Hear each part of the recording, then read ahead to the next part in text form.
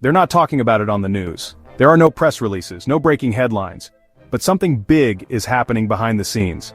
Some of America's most iconic companies, the brands we grew up with, trusted, and built our lives around, are slowly packing their bags, and they're heading north, to Canada. Not for the views, not for the weather, but for survival. Lower costs, fewer regulations, cheaper power. And they're doing it quietly. Contract by contract, job by job. This isn't a conspiracy, it's not politics, it's economics, and it's already happening. Stick around, because the names on this list will surprise you. And the reasons? Even more. Number 6, Coca-Cola. They didn't announce it on CNBC, they didn't tweet a single word. But Coca-Cola, the all-American soda giant, is quietly shifting north. One contract, one supply deal at a time. It started with aluminum. When the US slapped a 25% tariff on imported aluminum, companies like Coca-Cola got crushed. They don't produce cans, they buy them. And when those costs exploded, the math didn't add up anymore. Rather than bleed billions or hike prices beyond what families could pay, they looked for a back door, and they found it in Canada. Suddenly supply deals were signed in Quebec, a packaging facility appeared in Ontario, no press releases, no headlines, just slow, quiet movement. Bit by bit, Coca-Cola's production began shifting across the border. Why? Simple. Canadian aluminum is cheaper. Quebec offers long-term hydroelectric energy at stable, low rates. And with no US tariff barriers inside Canada, the economics turned upside down. It became more affordable to make your Coke in Canada and ship it back across the border than to produce it in the US. But it's not just about cans, it's about jobs. In 2025, some US packaging plants saw reduced output. Contractors lost deals, factory shifts were scaled back. People noticed, but nobody connected the dots. Prices at home continued to rise. You pay more for the same Coke, but now it might say, Made in Canada on the label.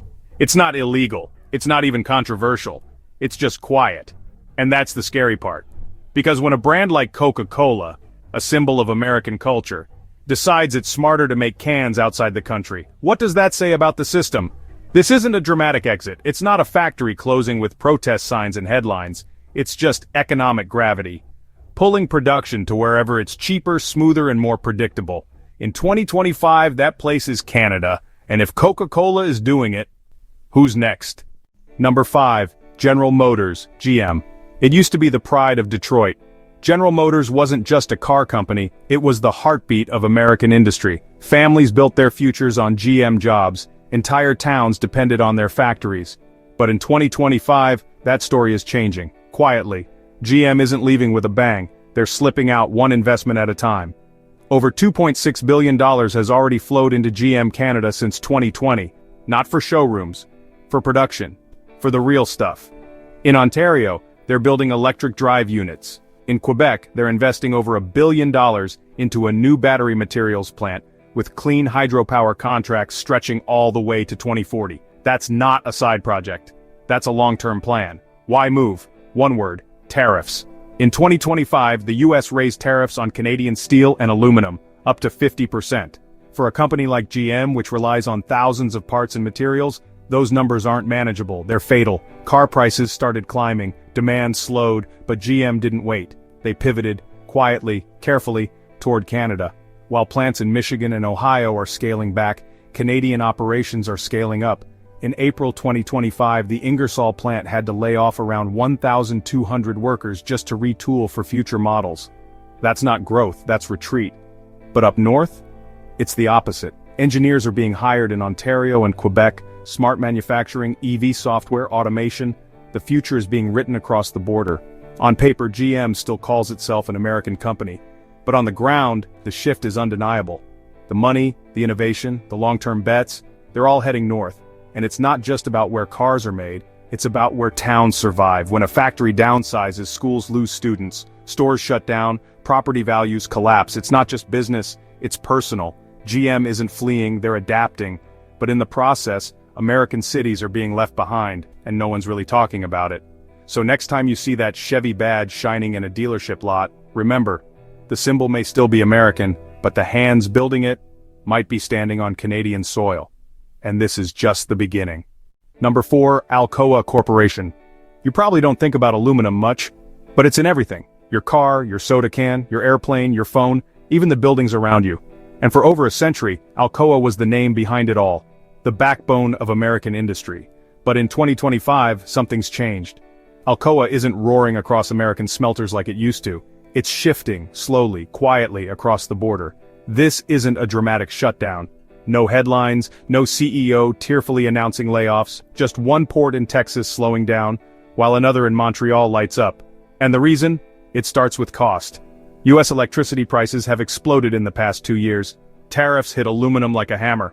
25% and rising. Smelters in places like Indiana and Kentucky, too expensive to run, too unstable to plan around.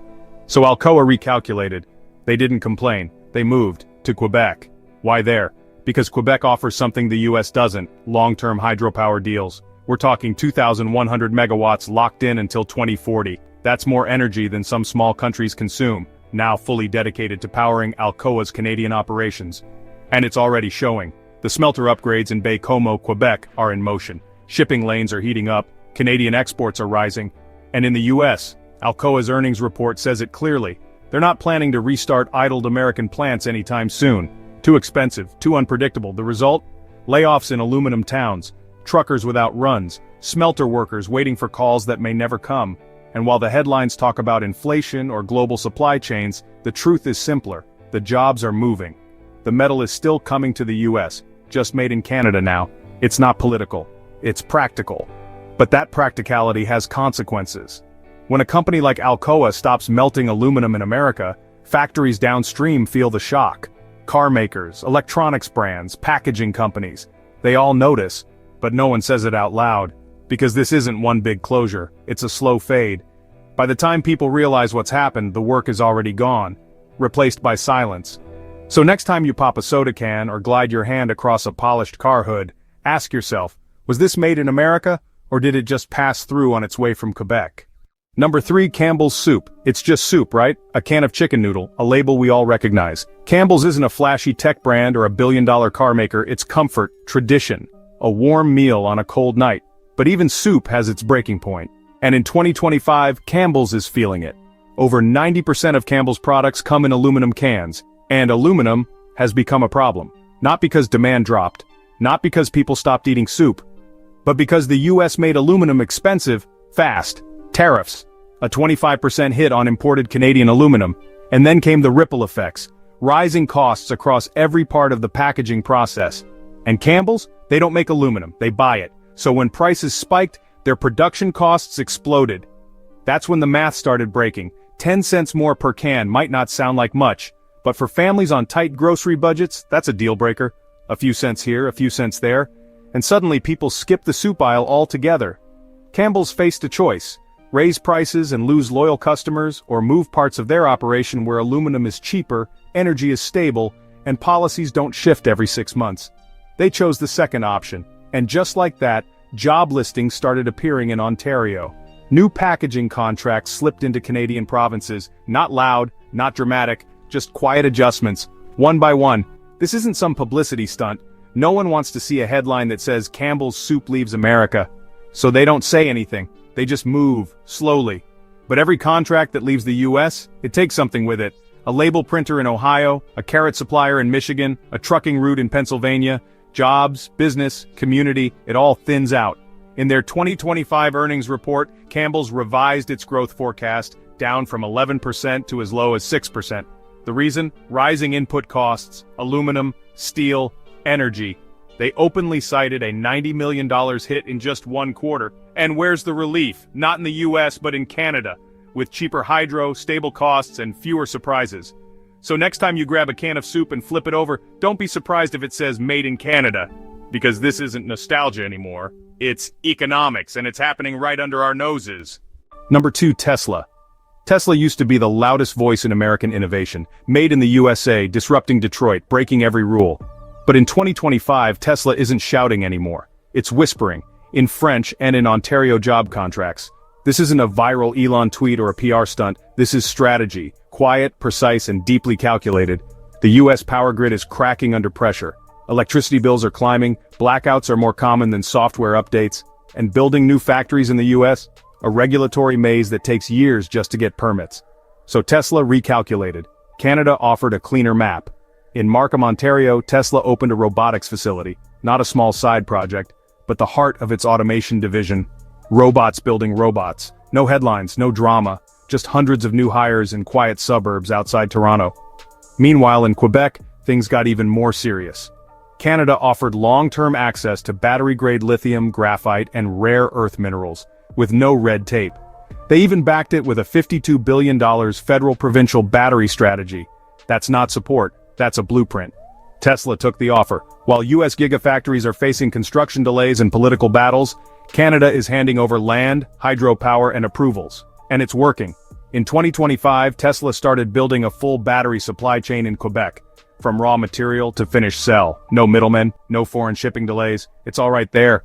And here's the twist. Tesla vehicle deliveries in Quebec actually dropped 87% in early 2025 due to rebate freezes and political tension. But instead of pulling back, Tesla doubled down. Because they're not chasing sales. They're planting roots. And when Tesla moves, it's never just Tesla. AI suppliers, chip developers, charging tech firms, they all follow.